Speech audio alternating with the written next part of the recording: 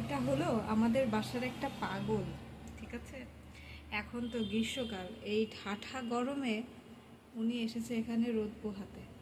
তাহলে আসলে ওনাকে এখন কি বলবো, পাগল না ছাগল, কি বলবো আমি নিজেও জানি না। ঠিক আছে, মিকিকে খুঁজতে খুঁজতে আসছি বেলকনিতে, এসে দেখছি যেখানেই রোদ, হ্যাঁ, উনি সেই কর্নারে যেয়ে বসে আছে এবং খুব আরামের সাথে এই যে ঘুমানোর চেষ্টা করছে। ঠিক আছে, এই গরমে কিভাবে কিভাবে এরকম করে মানে ঘুমানো যায় এই রোদের মধ্যে আমার বোধগম্য হয় না।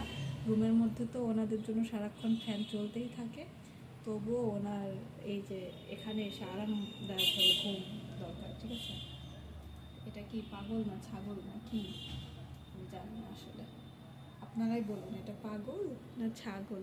হ্যাঁ, কি এটা? দেখুন দেখুন গাইস, দেখুন। মিকি, মিকি, মিকি, তাকাও। এখানে কি? হ্যাঁ, এখানে কি?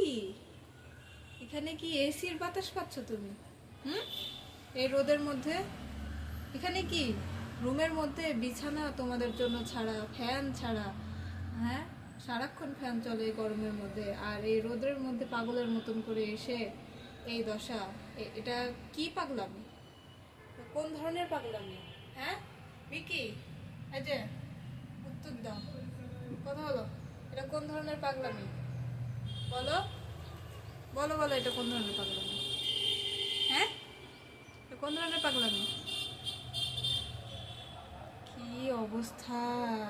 আল্লাহ, হ্যাঁ, কি অবস্থা! এই, এটা কোন ধরনের পাগলামি? মিকি, এই মিকি, এটা কি, এটা কোন ধরনের পাগলামি? নিজে পাগলামি করছো আবার আমার উপরে রাগ না?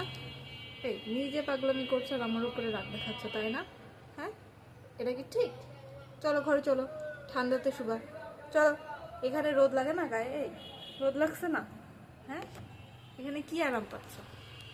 এখানে কি আরাম পাচ্ছ? এখানে কি আরাম পাচ্ছে? কি শহর স্টাইল, হ্যাঁ?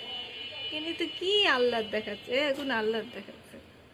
কি আরাম এখানে এই রোদের মধ্যে? চলো ঘরে চলো, চলো যাই আসো ঘর যাই। এই হচ্ছে আমার বাসার পাগল ছাগলের অবস্থা।